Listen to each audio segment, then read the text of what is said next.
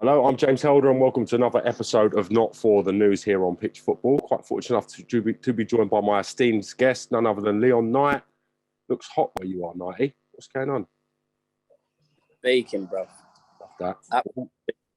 Also joined by none other than Curtis Woodhouse, aka the War Dog. Great to have you with us, mate. How are you? All good, mate. Like that. Firstly, lads, I want to look at England's performance last night. What is going on? England suffer 4-0 defeat to Hungary. Biggest defeat at home since 1928. Firstly, what's your initial reaction to it? Nighty, what are your thoughts?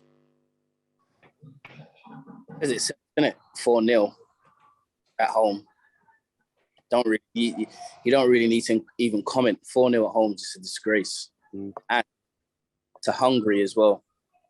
No disrespect, but England versus Hungary at home should be wiping them off the park. But like I said, and we've said on previous shows, everyone says football's, progressed and stuff. That would have never happened 15 years ago. I know I keep going back and whatever, but it would have never have happened. Never. And like I said, 4-0. Can't even complain about the man sent off. He was sent off late. Do you know what I mean? 82nd minute, John Stones was sent off. The game was dead and buried by then. Shocking, absolutely shocking. Got to have a look at themselves, really. If they really want to be there. I know the season's over and stuff. It's a crap time to be playing, football like that. But you're putting on an England shirt, 3 Lions, should be proud to represent the country and definitely not losing 4-0 to Hungary at home. Oh, not even away, let alone at home. War Dog, what are you thinking? Give me your initial breakdown of the result in the game. Yeah, just awful. The result for me isn't the main thing. Obviously, it's a glorified friendly, really. The result don't really bother me so much. I'm not even asked whether they win or lose these games, but the performances are so bad. That's what we're really going backwards. And Knighty's right. People keep talking about, and I'm guilty of it, saying this is the best batch of players we've had in a long time. And someone put up yesterday the 1990 team, and the midfield was Barnes, Waddle, Gascoigne, and Robson. And I'm like, wow, you realise really how far we have fallen back. And I think up front was Beardsley and Lineker. And you think, God, we're so far away from that batch of players. Some of them are charlatans, to be honest. They're masquerading as top players. I think you keep the Premier League and Sky TV, they're guilty of it. They ram it down your throat all the time that these are elite players. Some of them, I'm like, wow, I really do think we're going backwards. And Southgate's got to go. He's not going to go. He's going to get the World Cup. But for me, if it was me, I would get rid of him. I really would. I just don't think he's suited to this batch of players. I look at someone who could get in who's available right now, who'd come in and take the job. Would Brendan Rodgers come and take it? He'd be my long-term fix. 100%. But I think somebody right now would come in and say, listen, take us to the World Cup, get this team playing, is Arsene Wenger. Oh. I would love to see Wenger with this batch of players. I really would. And he's not in a job at the minute. So I think it could, and I think he'd really fancy it as well. But Southgate's not the one. You know what? He's done a good job, Gareth has. He's brought the team together. He was coming for a bit of a sticky patch, but that's great. He's done phase 1 for us. We need someone now to go to phase 2 and 3, and he is not the man. What do you say to people that imply that Gareth's record at major tournaments is very good? It's impeccable. These are friendlies. Should we trust the process and trust him for the World Cup on the back of what we've seen? That's all good saying that, but we ain't won nothing. And who have we beat as well? Who have we actually beat in these competitions? I mean, listen, he's had the luckiest draws of any England manager ever in the history of football. Look at who he's actually had to beat to get to these semi-finals and finals. And then once you're there, you have to then produce. And the Italy one, he lost on pens. We were ahead. And a few tactical tweaks would have won that tournament. The World Cup, different. France are in the final, who knows? But we definitely should be beating Croatia anyway. So for me, he's underperformed in the tournament. He hasn't overachieved. It just looks like that on paper. So we've got to a semi and a final. But For me, we should have won that final, and we should have definitely got to the final and played France in the World Cup. And like I'm saying, what have we won? It's all right getting to finals, but no one remembers. Do you know what I mean? No one remembers who was in. Well, they remember who was in the final, but no one cares. All they care about is Italy beat us in the Euros. You can say it's on pens. That's what happens. On the back of what we've seen, are you both confident with Gareth and this England squad coming into the World Cup? No. No. Do you know what as well? The players look like they've kind of like, and I know Knight is right. It's the end of the season. None of them will want to be there. You know, they'll all want to be on their holidays or doing something different. But the players we just look like we've got no spark whatsoever. Look flat as a pancake. Very easy to play against. For me, his time's done. I would get rid of him. I'd have sacked him this morning. And people will be like, wow, that is harsh. But ultimately, sometimes you have to make the decision that's staring you in the face. He cannot take us forward. No, why waste any more time on him? Get somebody and get Wenger in now. You know, make that decision. Get Brendan Rodgers in if you want to go with him long term. Get the guy from Brighton. Whoever it is you want to get in, do it now. Give him 6 months. Give him a run up to the World Cup. And we need to move forward because Gareth is taking this batch of players backwards.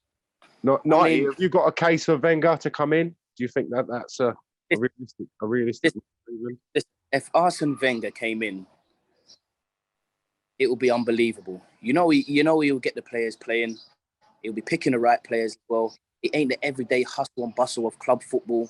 He'll have his time, he'll be out, scouting the, players, the younger players. He knows a player as well. Just through the history of Arsenal and him bringing in players like Patrick Vieira and Anelka and stuff like that. I'm not saying we've got that, talent coming up or whatever, but it shows he's got an eye for players coming through.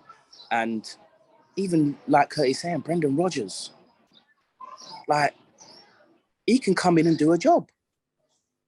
Give him 6, 7, whatever it is, months, World Cup, see how we do. Gareth, we're not going anywhere with him. We're not going to win the World Cup. We're not going to progress. Like the biggest opportunity he had was the Euros, and we lost it. Simple. You can say it's on pens, and at the end of the day, most tournaments and finals and stuff are won on pens. So you got to be prepared when you get into that stage that you have to win the game. We didn't win it. Now we're getting beat 4-0 at home to flipping Hungary. So I think the thing is, for me, Knighty, I don't see any progress with this team. That's the thing. The team is going backwards, and we're not changing anything. He seems to have married into this 5-4-1. He wants to call it a 3-4-3. The way he's playing, it's a 5-4-1, and then he's changed it, which looks like absolute desperation, to a 4-2-3-1 or a 4-3-3. He don't really seem to know what he's doing. Exactly. Yeah, he's all over the place. I think he's lost. I really do. And I think we need to cut him loose. I honestly do. And I know that sounds really harsh, but for me, the big boys make the big decisions where you're like, wow, that is ruthless. But you're like, you know what? Fair play. That's the right choice. Curtis, every other country does it. It's only us that hang on and grab on to flipping managers, start giving them a next tournament and a next tournament. The bigger countries and stuff, they just say, listen, we ain't doing it. Boom, you're out. Boom, you're in. And if it don't work, the one that comes in, they get him out again. And that's, you know what? You think now in international football right now, I don't think Gareth would get a job for any team in the top 50. England are second. England are currently second in the FIFA rankings. Well, if Gareth left England tomorrow, I don't think he'd get a job for any other team in the Premier League or any international club that's ranked in the top 50. I'm wondering how you got in the first place. Interesting. He's just perfect for him, though, isn't he? He is Mr. FA, isn't he? You look at him and you're like, he looks like the England manager. Yeah, but like, off what? Well, he got Middlesbrough relegated. It's interesting, isn't it? How'd you go from struggling with Middlesbrough to then being head of the national team? This is what I'm trying. he had the under-21s, didn't he? Which is a job which is close to impossible to fail at.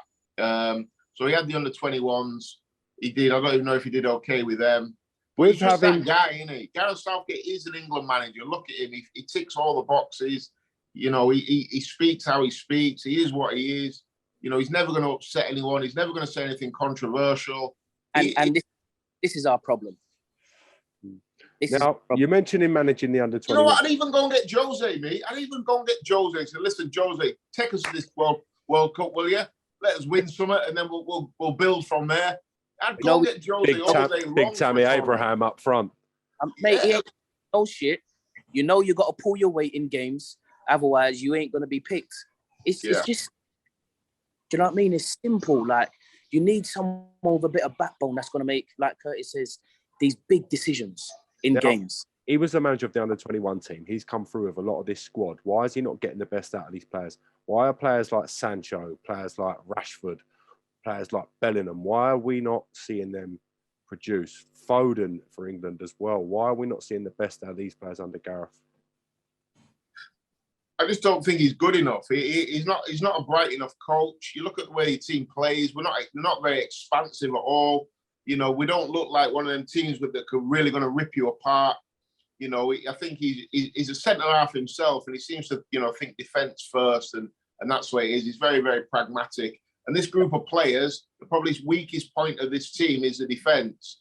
So we're not in Italy where we can win 1-0 and shut up shop. You know, this team and the players that we've got has the potential to be really, really expansive. And we've got a manager that isn't good enough to do the job. That's my harsh opinion. Now, Winter 22 World Cup in Qatar, the Wags have been offered £2 million to do a documentary on the whole process, documenting everything that goes on. What are your thoughts on that?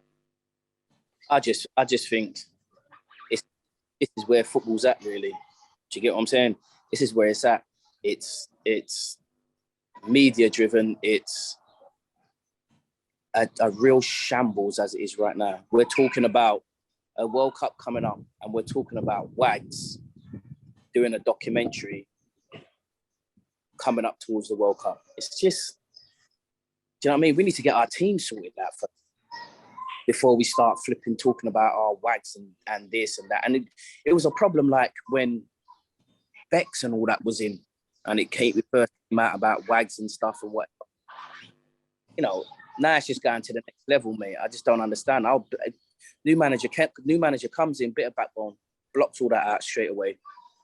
Let's focus on getting in the World Cup, getting to a nice stage, quarters, semis, and going on and winning the tournament. And like I'm saying, it's not like there's any great, outstanding team. You can get to the quarters and semis with ease. It's just like, I mean, and then you got to perform when you get to these like stages, and you can win the tournament. We have got some players as well that can really hurt teams. You know, I really like Bellingham. I think he's proved in the last few games that Bellingham, for me, is making himself close to impossible to drop in that midfield. You know, if you had a midfield three of, say, Foden, Bellingham, and Declan Rice as your holding midfielder, for me, that's great. You got legs, you got ability, you can pass. A front three of Kane, Sterling, Grealish, whoever, Saka, whoever you want to play up there. But any which way you go, they've got legs and pace and ability. You know, you've got in the fullback areas again, you've got pace. But I just think he's really, really hampering us. And going back to the Wags. I mean, listen, right?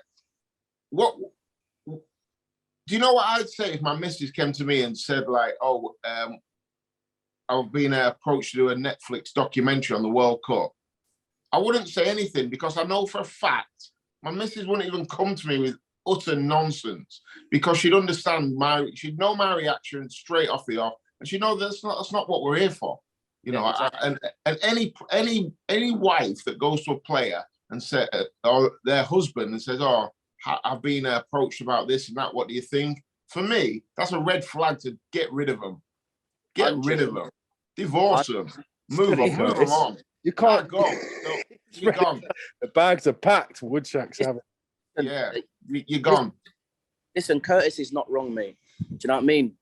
99.9% of those wives their bread and butter is their husband playing football.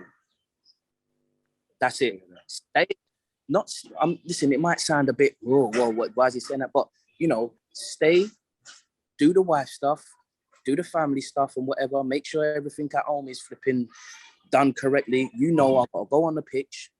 I'm earning millions and millions a year. Yeah. Sponsors, wages, whatever. We win the tournament, the 2 million flipping is going to be worth fuck all, really.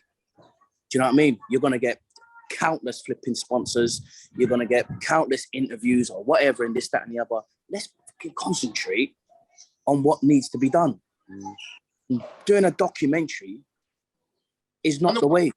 And the World Cup cause an argument between some couples where some of these women are obviously going to be clearly for this exposure and for this sort of publicity. What may I add is on the back of the England team. Yeah, they will be 100%. They will, because they'll see it's their opportunity to shine, to be in the spotlight. Like I said, for me, it's a red flag. You're gone. See you later. Like I said, 99.9% of footballers, they're the bread and butter. It's not the wives. So let's not. You know, the World Cup as well has absolutely nothing to do with the footballers' wives. Nothing. You get what I'm saying? I wouldn't even have them out there. Watch it on the telly. I'll FaceTime you every night, see the kids and that are okay. But don't even ask me about who's playing, what formation who's playing. Parading. You know what I mean? In magazine photos and stuff. Oh, she's over there and they went there and this wife and that one's wife went for dinner and blah, blah, blah, and this, that, and the other. Like, she's flipping needless. Yeah. If I was at the World Cup and I rang my missus and she said to me, what formation are you playing for the opening game, Curtis? Are we going 3-4-3 or 4-3-3? I'd say, don't ever ring this phone again until the World Cup's over. Don't ring this phone again. That's honestly the thing, though. These programs are driven by controversy, yes? So and it's not going to make sense if all the wives are getting on. So could you imagine, just for hypothetical situation, if you had a past tense of Wayne Rooney's wife, Colleen, and Jamie Vardy's wife, Rebecca, in that scenario of documentary? So I'm not saying that they're included in that, but hypothetically, if you've got two characters that don't get on, and let me detracting away from the football, from the real reason that the people are going out there. Let me tell you, there will be an undercurrent and an underline where there'll be wives not liking other wives as well. Of course there is. That's life. Not everyone's going to like everyone. I get that. And everybody's back. And do you know what I mean? It's just, like I said, it's media. It's just they want some sort of stupidness. And the FA should just ban them from going. Yeah, I honestly can't see it happening. I can't see it happening. Can you? I just don't think the players are not going to wear it. I would never. You can't put your finger on it and say, yeah, they ain't going. You can't, mate. Not in today's world, mate. I tell you, it's everything bar football. Well, you know what? You'd like to think some of the senior players, people like Jordan Henderson, you know, that have actually won some things, people that have got respect within that squad that have been around for a long time, and say, "Oi, this ain't happening, lads." Thank you. The players must have the final say, and you know, the big boys, even people like Harry Kane. You never see Harry Kane around like with his missus and on the magazines. He's not about that. Harry Kane is about scoring as many goals as he can. He wants to win the World Cup and he wants to win the Golden Boot. He will have no interest in a documentary. So you'd like to think the players like that stand up and say, "This ain't happening, lads." And you know what? If I was Southgate, I'd say, if anybody wants to bring their wives and do that and make a documentary, you won't be part of the squad. That's what I'd like to see from the manager, leading from the front. Simple. And to an extent, Raheem Sterling as well. You don't see his girlfriend paraded around and doing all that. Same with Harry Kane, mate. You need them sort. You know what I mean? All of that's just a distraction from what we're here to do. And what we're here to do is win the World Cup. We're not here to be standing on the corner or going for little walks with our wives and all that flipping rubbishness and on our days off and whatever. We're meant to be inside fueling and flipping, making sure, getting team bonding and stuff and whatever. We're not meant to have that distraction with wives and this, that, and the other. You know, obviously, everyone respects their wives and all that, but respect what we've got to do. We're here to win. We're here to win a tournament. And all of this going separate, because this is what happens. Yeah? You get to the tournament, You get a day off or whatever. You go here with your wife. You go there with your wife. Oh, it's in the news that this one's here, and I thought they were friends, but they ain't together, and blah blah blah. It's crap, bro. Yeah. Keep the players. Let the players bond. Let them mix together.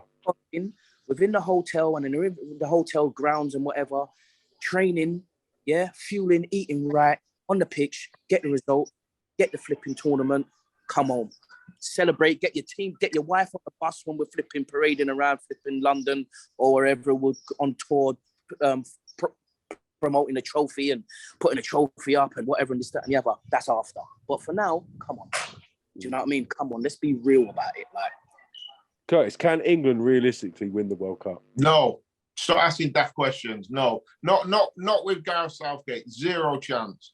Absolutely zero chance. You know what? I don't think they're going to get out of the groups. Really? Still there. They ain't getting out of the group. We're at a shambles of a time now with this England batch, mate, and we shouldn't be. We shouldn't be. Yeah, I agree. We're miles off. We look so bad. We really do. England. We're so lopsided. We're all over the place. The system don't work. Yeah, everything's a mess. And you know, he's had long enough to get this all in place. That's what I was just about to say. We've had time, mate, to find out who your players are. You got the right batch and whatever. Do you know? Shambles, man. Honestly. Yeah, but you know what? That's all part of his personality. He wants to keep everybody happy. I disagree with caps being handed out left, right, and centre. This is my best team. So I'm not quite sure about these 2 or 3 positions, but this is my best team. So this team's playing. You know, and if you want to get into the England team, then start pulling up trees in the Premier League. If not, you ain't getting in. This is my team. You know, too much experimenting and all that. I'm not for it. Curtis, mate, honestly, I don't like when we're on air and you go, I agree with that. I go, I agree with Curtis. It's like, it's so simple, bro. It's so, you're doing it in the Prem as an English player. You say, yeah, okay, you get a cap. That's it. I'm fucking getting thrown around left, right, and centre, bro. I'm thinking to myself, who is this guy? Who's he playing for? Like, some of them I don't even flipping know. But again, that's his. Like, if we're going back to a different personality of managers, you just know Jose Mourinho won't be doing that. You just know that type of manager wouldn't do that. Whereas Southgate, he is about, he's a people pleaser, isn't he? That's what he is. That's why he's got the job. He keeps everyone happy. He's probably a lovely man. I'm sure he is. But good guys finish last, as they say. We need someone who's going to come in and win. And Gareth isn't that man. He just ain't that man. England's group for the World Cup, Group B, England, Iran, USA and Wales. How do you think getting on? All right, we probably will get through then. The thing about it is, who is it? England, Wales, Iran and who? USA? Yeah. I tell you, listen, I won't put money on it, mate. I tell you that from now. The Welsh game will be tight, won't it? It's their World Cup final. America, they're no mugs either, to be fair, but you fancy us to beat all 3 of them. But we fancied ourselves to beat Hungary at home. Yeah, but I didn't though. I honestly didn't. We're getting 4-0, bruv. Yeah, I didn't expect 4-0, but I was expecting like a 0-0. Jesus Christ, bruv. We've gone. But Knight, as well, when you're in a team, right, and the wheels are falling off, they don't come back on. No, once they're off, they're off. It only comes back on when a new manager comes in. New manager, or you need a batch of players out, and then you need the new ones in, and you need to start again, mate. And we've got how long to the World Cup? 6 months? How long to the World Cup? 6 months. Yeah, 6 months. There you go. Who would you leave out? Who definitely would you not take to the World Cup? Well, let me give my team for the World Cup would be Pickford. I watched Ramsdale last night. Probably could have done better with all 4 goals. My opinion. Could have done better with all 4. So Pickford's the number 1, undoubtedly. Right back, Kyle Walker. The best right, if we're playing a back 4, has to be him. I don't want to hear anything about Trent. He's not good enough to play in that England back 4. My 2 centre halves would be Stones and Maguire. What would you say when people say we've got Walker, Trent, Reece James? I'd say in what order? I'd go Trent, Oh, sorry. He's saying, would you take all three of them? No. Right, there you go. I take Walker and I'd take Reece James. Trent wouldn't even be on the plane for me. And I love Trent. I love him in Liverpool's system, the way Liverpool play. England are not Liverpool. I put a line through Trent. Two centre halves would be Stones and Maguire. People are talking about Tomori. Not seen much of him. Didn't look great last night. Looks a bit of a car crash on the ball. Didn't defend brilliantly. I've not seen much of him, so I'm not going to judge him on last night. But Stones and Maguire. Erratic on the ball, he looks. Yeah, look, he scares me. If I'm playing midfield, he's firing balls into me. They're coming in around my throat. You know what I mean? I'm like, relax yourself, you. Left back, Luke Shaw and Chilwell. We haven't really got anyone else, have we? No, there's no other options at left back, really. Yeah, so I'd play Luke Shaw. So that'd be my back five with Pickford in there. Midfield three, I would go Declan Rice holding. I'd go Phil Foden to the left of him. I'd go Jude Bellingham to the right. That, for me, is a midfield three that can keep the ball, can run, can get in beyond, can score a goal. Declan Rice can do the ugly bit and also can carry the ball. My front three right now would be Kane down the middle. I would go Sterling on the right, and I'd still go with Grealish on the left. That's my team.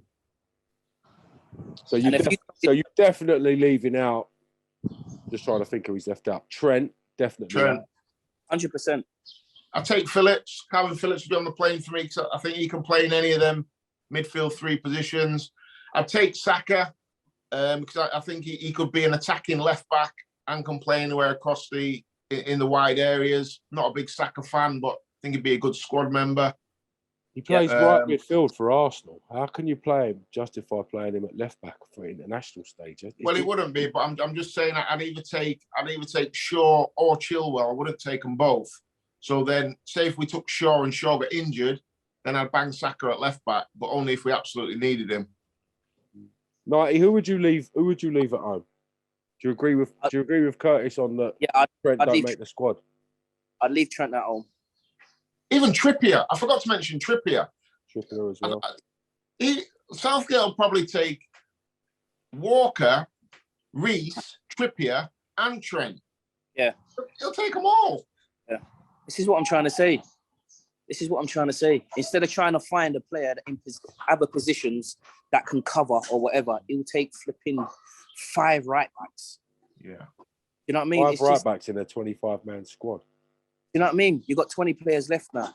It's flipping joke, mate. Do you know what I mean? Because like he's saying, he don't want to upset anybody. He don't want people online or journalists saying, has he not done this and where? He don't want to upset no one. He don't. Yeah. Rashford nowhere near the squad. No chance. He's miles off it. Sancho will make the. He'll make Sancho. Yeah.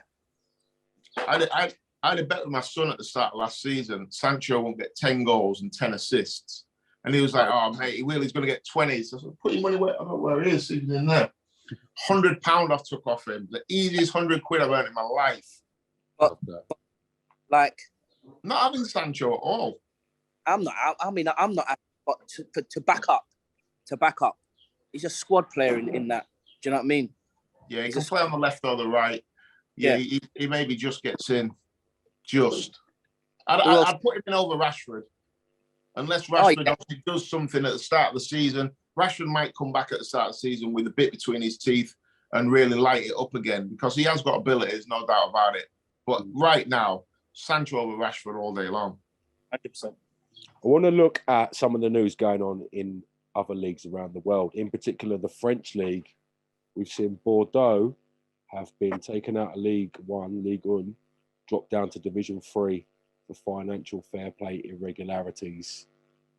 Quite of a big drop from the Premier Division out there, the top division to Division 3. Seen it happen before with clubs like Glasgow Rangers. What are your thoughts on that? Well, there's rules, isn't there? If you don't abide by the rules, then suffer the consequences. Basically, like it's not rocket science, is it? Do you know what I mean? That just never happened over here, though. Imagine Chelsea or Man City or that just saying, "Yeah, you're in League One now, guys." Just wouldn't happen, would it? No, it won't happen. But this is what they're saying. Sorry to interrupt you, Knight. This is what they're saying with French football.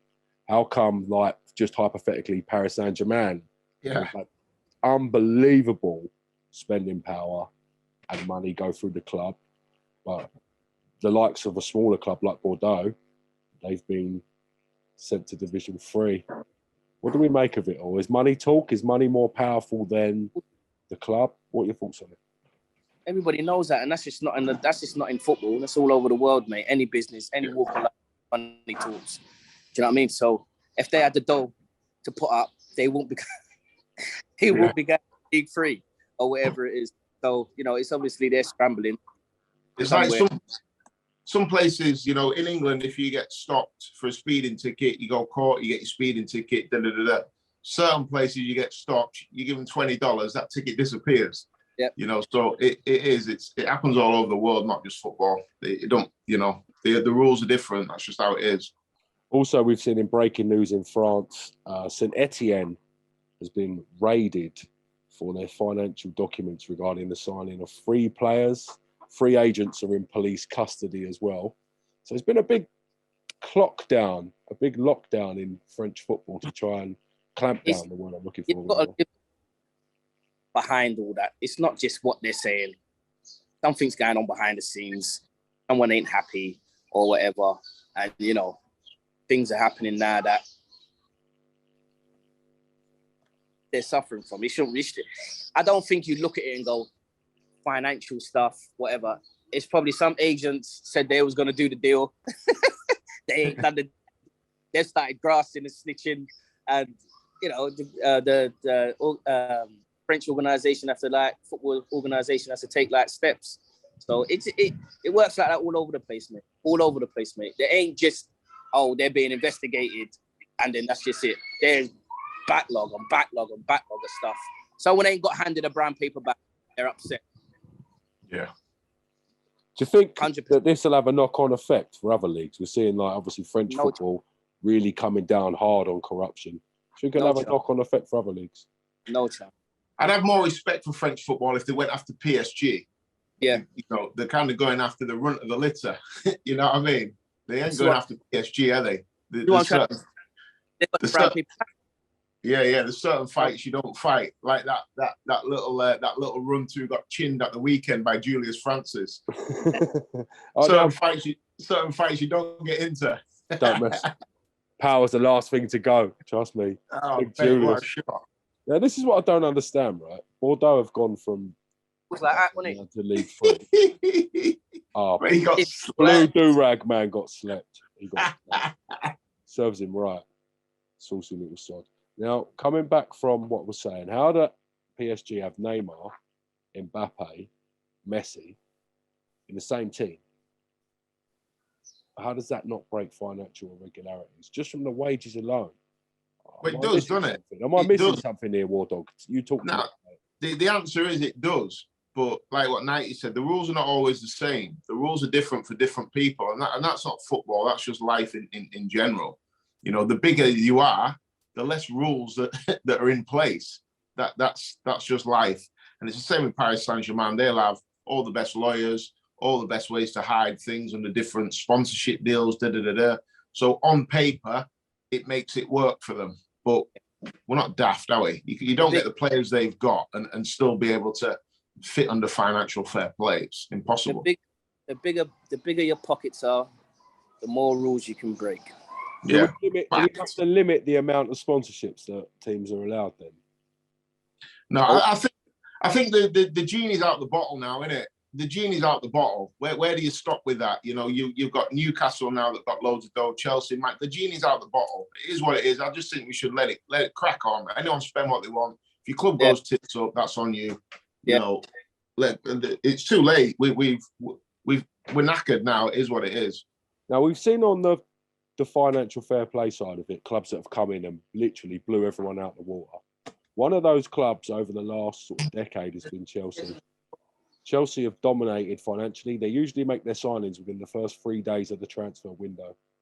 Coincidentally, that's changed Are we going to see the aftermath of a club that hasn't got spending power that they would have? And how do you foresee Chelsea in the future? Knight, you spot Chelsea, don't you? Yeah, when I laugh. Laugh, mate. Nighty, what are your thoughts on it? I know you've got obviously a big relationship with the club from back in the day. I appreciate that, but what are your thoughts on it? What are my thoughts on what? What are your thoughts on Chelsea potentially not being as strong in the transfer windows as they have been, not having the financial backing and clout to sign whoever, whenever, not having the pulling power to sign players and know who they're signing first day, everything's done late, and potentially a decline that comes alongside that? They'll be all right. They'll be up there again next season. They'll be all right. 100%. The club's come too far to let it now dwindle back. They'll pull something out of the bag. 100%. They'll be up there top 3, top 4 next season. 100%. You know, when you look at Chelsea's squad as well, they don't actually need that much. They've got a very good squad. I really like the manager as well. I do like Tuchel. I like his mannerisms. I like what he's about. He doesn't seem to be one that pussyfoots around the players. He's leading that football club. I like it. They obviously they're going to get rid of Big Romelu, aren't they? So they're going to need a striker in. But and basically that's all they need. I mean, they got rid of what's his name? Rudiger. Rudiger. You know, they probably need to replace him or bring someone in that position. That was a big loss losing Rudiger, to be honest. Yeah, it was. But, you know, if somebody don't want to be at your club, you let them go. Yeah. You know why he's a big loss, Rudiger? Because he's really comfortable on that left-hand side of the back three. And there's not many of them around. That's why he will be difficult to replace, he will be. Mm-hmm. That's the thing. Should there be a limit on the amount of players you can sign and loan out? Chelsea's got an abundance of wealth in loan signings. If they sold all them loan signings, you could probably rake in excess of 200 million. Should there be a limit on that? No. Like Curtis said, just do what you want. Really. Do what you want, mate. If everything, like Curtis said, goes tits up, then that's just on you. It goes tits up. You got to sort yourself out. End of story. Yeah, we're too deep now. We're too far in. We're too deep. The genie's out of the bottle. We're done. It's over. It's the Wild West. It's the Wild West out there, mate. It's the Wild West. Yeah. It's interesting. We've got different stages of people in their Wild West, haven't we? Newcastle have come in now. They're all guns blazing, but they're restricted by the boundaries that the bigger teams that have already gone full Wild West mode have now imposed. So theirs is slightly less. So it's quite interesting to see how Newcastle get on. I think as well, Newcastle are not expected straight away to be right up there challenging, because Newcastle have never challenged ever in the history of football for anything. Only once. Kevin Kiffin, I love it if we beat them. Yeah, true. Don't forget, but even you know, back then they were chucking money around, weren't they? They were breaking transfer records for Alan Shearer and things like that. Yeah. So football's never changed. If you've got the most amount of money, you'll be higher up the league. Yep, 100%. Got to say, gentlemen, it's been great to discuss the facts of England, a little bit of French football with yourselves and some financial stuff. I look forward to catching you for the transfer special on Friday. Nighty, take it easy out there. Don't even have reports of you going on the rampage. Nah. With the kids. The kids holiday. That's good. That keeps you safe. Where are you, Nighty? Where are you? In Cyprus, mate. Nice. We go to Croatia next week. Yeah, it's meant to be nice there. Yeah, I can't wait. He's going hideout. Yeah, we're in it's called the Aliafon, like a holiday resort, like for the kids, and they've got all like games and swimming pool games and nighttime clubs for the games and for the kids and all of that. So love it. All the parents just sit down and let the kids go up to the stage and dance around, and they've got all different puppets and games, chocolate games, and smudging cream on each other's faces. And all the parents sit down and just get plastered, mates. You know what I mean? You're basically in a foreign Butlins, yeah? Oh, 100%. just a 5-star one, Curtis, mate. Don't worry about it. He's living, the lad. Come on. Well, listen, Nighty, you enjoy your holiday, mate. And I look forward to chatting to you. Nice one, mate. Appreciate it. Cheers. Catch you soon. See you later. Bye-bye.